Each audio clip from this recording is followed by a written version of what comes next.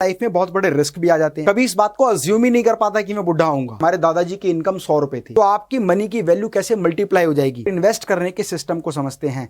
नमस्कार दोस्तों, मैं हूं doctor Amit Maheshwari, business trainer, corporate trainer, motivational speaker and CEO Metas overseas limited. आप सभी का स्वागत करता हूं आज की इंफॉर्मेटिव वीडियो में। और फ्रेंड्स, आज एक बहुत महत्वपूर्ण विषय पर हम बात करने वाले हैं, फाइनेंशियल मिस्टेक्स। हमारी लाइफ में कई बार ना ऐसी फाइनेंशियल मिस्टेक्स हो जाती हैं जिसकी वजह से हम अपनी लाइफ को सिक्योर नहीं कर पाते हैं। और ध्यान रखिएगा, अगर आप 20 साल की उम्र पर हैं, 30 साल की उम्र पर हैं, 40 पे हैं या 50 पे हैं, हर उम्र पर आपके काम करने का तरीका अलग होता है, आपकी बॉडी की एनर्जी अलग होती है, आपके एक्सपीरियंस का लेवल अलग होता है, जिसकी वजह से आपकी अर्निंग भी डिफरेंट होती है। और कई बार लाइफ में बहुत बड़े रिस्क भी आ जाते हैं। लेकिन अगर आप सही तरीके से फाइनेंशियल प्लानिंग करते हैं तो आप कभी भी रिस्क में नहीं आएंगे, अपनी लाइफ को सिक्योर्ड एंड सेफ बनाए रखेंगे।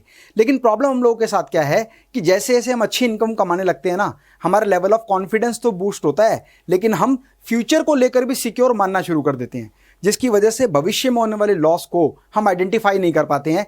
इसीलिए ज़रूरत है फाइनेंशियल मिस्टेक्स को जानने की। यदि आपकी उम्र 20 वर्ष की है ना, तो क्या फाइनेंशियल मिस्टेक्स हम करते हैं, इस पर स्टडी करने की। तो बात करते हैं, अगर आप 20 वर्ष की उम्र पर हैं तो कौन कौन सी 2 मेजर फाइनेंशियल मिस्टेक करते हैं, क्योंकि हमें भविष्य का पता ही नहीं होता और कच्ची उम्र में ना हमें यह भी अंदाजा नहीं होता कि भविष्य में क्या हमारे साथ हो सकता है। तो नंबर 1 जो मिस्टेक हम करते हैं, नो प्लानिंग फॉर रिटायरमेंट। एक युवा व्यक्ति ना कभी इस बात को अज्यूम ही नहीं कर पाता कि मैं बुढ़ा होऊंगा, मैं बड़ा हो जाऊंगा, मेरी उम्र सीनियर सिटीजन के इक्विवेलेंट हो जाएगी। और रिटायरमेंट की बात तो सोचते ही नहीं है, क्योंकि 20 वर्ष से ही सोचते हैं कि अभी तो 30-40 साल पड़े हैं सब चीज़ों को करने के लिए। और अगर 20 साल की उम्र पर मैं इतना पैसा कमा रहा हूं तो आगे तो मेरी अर्निंग बढ़ने ही वाली है। एक वेल कॉन्फिडेंट हमारे माइंड में हमेशा बना रहता है। इसके अलावा अवॉइडिंग इन्वेस्टमेंट। हमें लगता है कि जो भी पैसा हमने कमाया है ना, इस पैसे से भरपूर इंजॉय हम करें, हम पिकनिक ट्रिप्स पर जाएं, हम अच्छे अच्छे गैजेट्स खरीदें, गाड़ियां खरीदें और अपने सभी सपनों को साकार करें।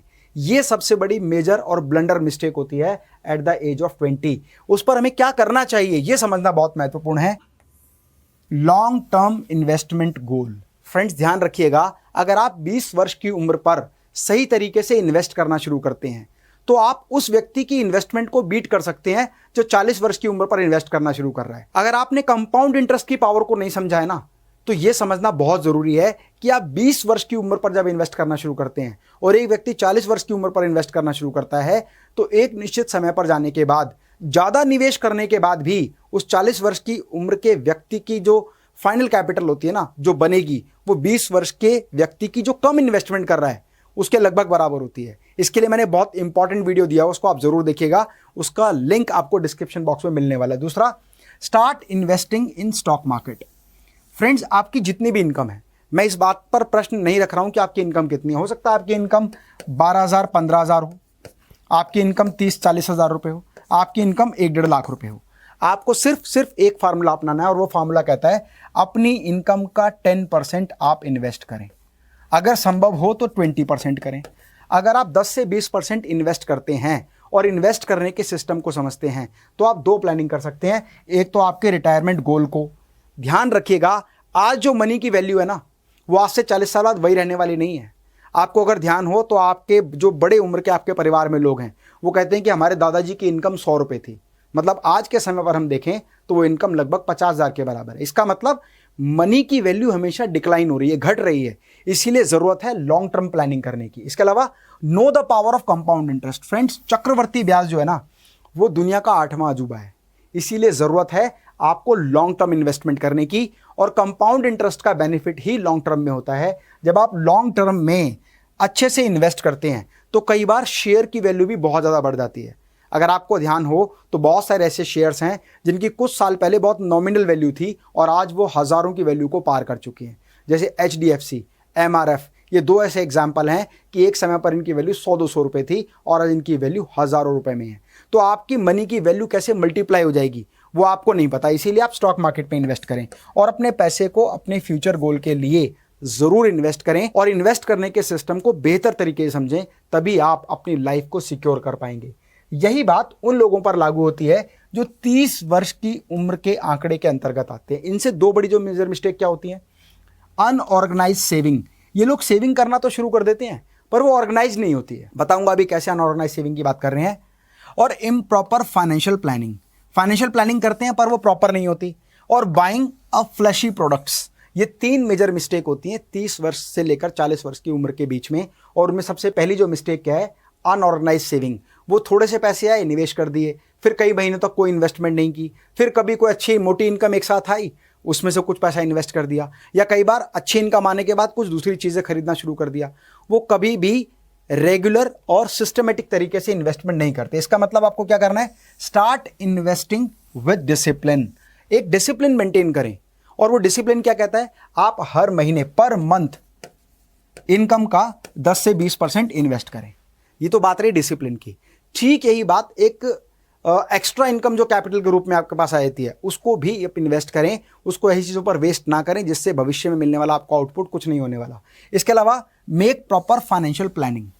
और फाइनेंशियल प्लानिंग का मतलब क्या है, आपके एजुकेशन से रिलेटेड अगर आप पढ़ रहे हैं तो, आपके बिजनेस की ग्रोथ से रिलेटेड अगर आप बिजनेस को आगे बढ़ाना चाहते हैं, अगर आप जॉब कर रहे हैं तो भविष्य में आप क्या कर सकते हैं उससे रिलेटेड प्लानिंग। आपको जो इनकम रिसीव हो रही है उसको कितना कितना परसेंट किस किस डिपार्टमेंट में डिवाइड करना है। जैसे आपको फैमिली के लिए कितना पैसा निकालना है, आपको पर्सनल एक्सपेंसेस के लिए कितना पैसा निकालना है, आपको कितना पैसा इन्वेस्ट करना है। मैंने एक बहुत अच्छा वीडियो बनाया था सुधीर, विनोद और लल्लन सिंह के ऊपर कि वो 3 दोस्त हैं और वो कैसे अपने पैसे को इन्वेस्ट करते हैं। उसको आप जरूर देखें। नेक्स्ट जो इंपॉर्टेंट बात है, नेवर बाय फ्लैशी प्रोडक्ट्स। आपको क्या करना है, डेप्रिशिएटिंग एसेट्स नहीं खरीदनी, हमेशा आपको एप्रिशिएटिंग एसेट्स खरीदनी है। अब डेप्रिशिएटिंग एसेट्स और एप्रिशिएटिंग एसेट्स में क्या डिफरेंस है? डेप्रिशिएटिंग एसेट्स वो होती हैं जिनकी भविष्य में वैल्यू घटने वाली है और उससे मिलने वाला कोई आपको एक्स्ट्रा बेनिफिट नहीं होने वाला सिवाय एक लग्जरी की फीलिंग के। तो डेप्रिशिएटिंग एसेट्स को कभी ना खरीदें। डेप्रिशिएटिंग एसेट्स का मतलब है हर वो एसेट जिसकी वैल्यू घटती जाएगी और एक समय पर उसकी वैल्यू निल या स्क्रैप रह जाएगी। जैसे buying a luxury car is the part of depreciating asset. या आपने अगर कोई ऐसा लोन ले लिया जिससे आपने अपनी कंज्यूमर नीड्स को पूरा कर लिया, या आपने पिकनिक ट्रिप के लिए कोई लोन ले लिया, तो मतलब आप ऐसी प्रॉब्लम्स में फंस जाते हैं जहां पर आप डेप्रिशिएटिंग एसेट्स खरीद लेते हैं या कंजम्पशन के लिए लोन ले लेते हैं, जो सबसे खतरनाक होता है at the age of 30। Next important बात, एट द एज ऑफ 40 यहां पर क्या प्रॉब्लम होती है, burden of loans. At the age of 40 ना हम लोग डिसीजन मेकिंग पावर पर आ जाते हैं, या हम लोग इतने मैच्योर हो जाते हैं कि हम बड़े बड़े डिसीजंस ले सकें। ऐसे में हम लोन ले लेते हैं। अब लोन भी 2 तरह का होता है, एक वो लोन जो आपको भविष्य में ग्रोथ की ओर ले जाएगा और एक वो लोन जो भविष्य में आपके लिए एक तरह से खर्चा होगा। इसका मतलब आपको अगर कोई भी लोन लेना है तो सबसे पहले तो कोशिश करें कि लोन को अवॉइड करें।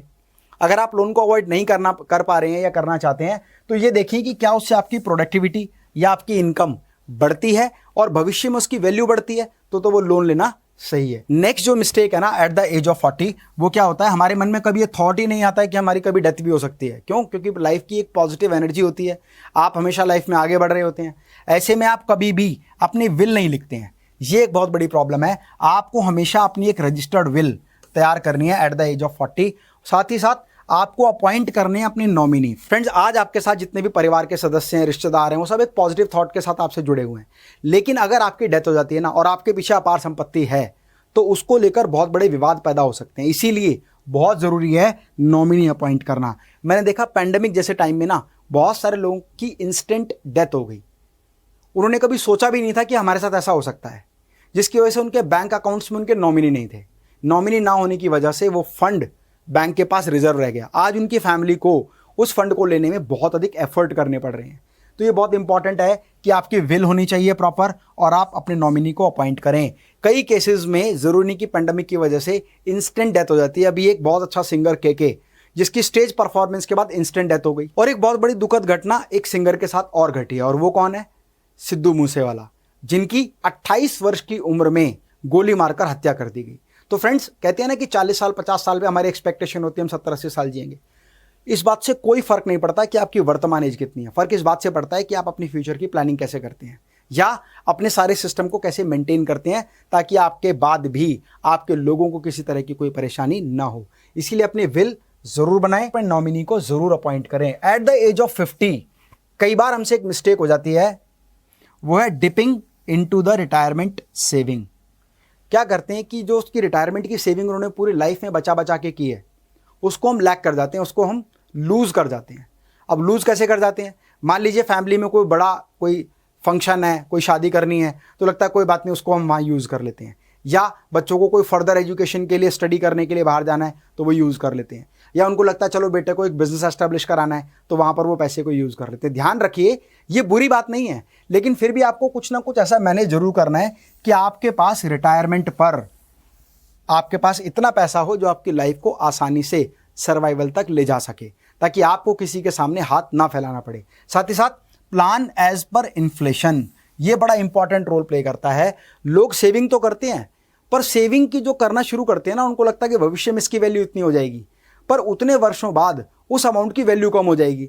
जैसे मान लीजिए अगर मैं आपसे कहता हूं कि आज आप 50,000 रुपये महीना बचाएं, तो आज से 50 साल बाद आपके पास इतनी वैल्यू होगी। लेकिन अगर आप ध्यान से देखें तो आज जो वैल्यू 50,000 की है ना, आज से 10 साल, 20 साल, 50 साल बाद कितने पैसे की इतनी वैल्यू होगी। ठीक वैसे ही जैसे कहा जाता था कि मेरे पिताजी की जो इनकम थी वो उस समय पर 600 रुपये थी, और आज वही सैलरी जो इक्विवेलेंट है वो 25,000 की है। आपको ये पता होना चाहिए कि इकोनॉमी का इन्फ्लेशन रेट क्या चल रहा है। मान लीजिए 6%, 7% का इन्फ्लेशन रेट है, तो आपका जो पैसा है ना वो इससे ज़्यादा ग्रो होना चाहिए, और इन्वेस्टमेंट भी इस हिसाब से होनी चाहिए कि उस इन्फ्लेशन पर आप आसानी से सर्वाइव कर सकें। साथ में क्रिएट अ पैसिव इनकम, आपको शुरुआत से ही ना अपनी पैसिव इनकम क्रिएट करने पर फोकस करना चाहिए, क्योंकि पैसिव इनकम एक ऐसी इनकम है जो आपके काम किए बिना भी आपको आती रहेगी। जैसे रेंट, जैसे इंटरेस्ट, जैसे एफडी पर मिलने वाला ब्याज, या इस तरह की इनकम जहां पर आपको काम ना करना पड़े। मतलब आपके द्वारा प्रतिनिधि जो आपने अपॉइंट किए वो इनकम कमाए, या आपका पैसा आपके लिए पैसा कमाए। यदि आप ऐसा सिस्टम बना लेते हैं तो आप कभी भी रिटायरमेंट पर किसी पर आश्रित नहीं रहेंगे। इसीलिए आपने जो फाइनेंशियल मिस्टेक 20, 30, 40, 50 की एज पर की है, या बहुत सारे लोग जो ये मिस्टेक करते हैं, अगर आप इन बातों को समझ लें तो आपका जीवन आजीवन, जब तक आप जीवित रहेंगे, सुखमय जीवन रहेगा। वरना आप भी वही प्रॉब्लम्स का सामना करेंगे जो अच्छी इनकम कमाने के बावजूद भी बहुत सारे लोग लाइफ में फेस करते हैं। वो कहते हैं ना कि जिस उम्र पर मैं सब कुछ कर सकता था, उस उम्र पर मुझे पता ही नहीं था कि करना क्या है, और जिस उम्र पर मैं सब कुछ जानता था कि क्या करना चाहिए था, उस उम्र पर मैं उस अवस्था में आ गया जहां मैं कुछ नहीं कर सकता। इसीलिए 20 वर्ष से लेकर 50 वर्ष के बीच के जितने भी ये प्रश्न हैं, इनका जवाब आपको पता होना बहुत ज़रूरी है। तो फ्रेंड्स, यदि आपके मन में कोई भी प्रश्न है तो मुझे कमेंट बॉक्स में लिखकर ज़रूर बताएं। कोई भी इंफॉर्मेटिव वीडियो मिस ना हो उसके लिए चैनल को सब्सक्राइब करें। स्वस्थ रहें, मस्त रहें। मैं डॉक्टर अमित माहेश्वरी आपके सुनहरे भविष्य की कामना करता हूँ। जय हिंद, जय भारत।